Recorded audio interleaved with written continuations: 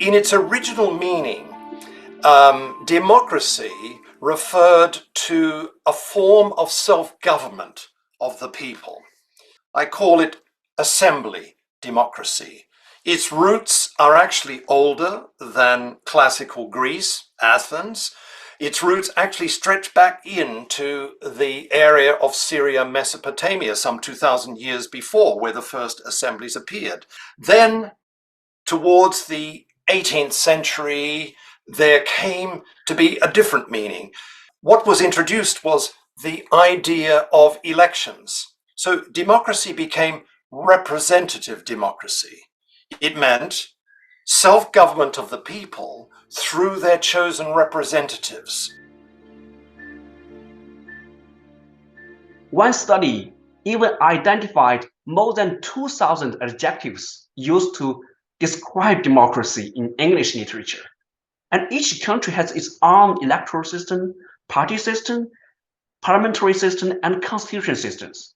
So for electoral system alone, there are majoritarian system, PR system, mixed system, and dozens of subtypes. There is no single best political system.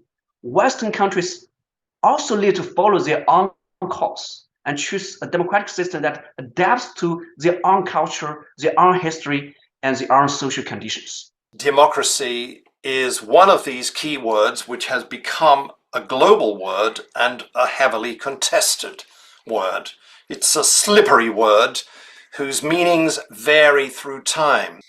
In my work, The Life and Death of Democracy, I point out that democracy means today self-government of the people through their chosen representatives, but it also means a form of self-government where there are many watchdogs that monitor the exercise of power. Democracy, in a phrase, comes to mean 监督式民主. It comes to mean monitory democracy.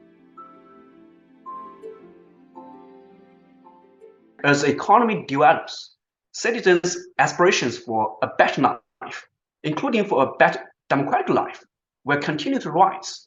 Economic development may be very helpful in consolidating democracy or securing the stability of democracy, but does not necessarily lead to liberal democracy. Because markets have a strong tendency to produce inequalities between capital and labor. Markets destroy nature. They turn people into commodities. So the history of the relationship between capitalism and democracy has been tense and controversial. That relationship resembles a bad marriage. The partners stay together, but there is constant quarreling about how much market and how much democracy, and it is a key source of the ressentiment and the populism that I mentioned earlier. Big money is now a feature of elections. It's as if money speaks. That's true in India, it's true in the United States, and it's true in the European democracies as well.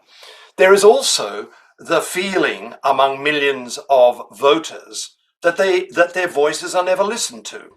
There is a kind of anger and disappointment. So what we're witnessing in many parts of the world, whether in the United States or in Britain or in France, is the rise of populism.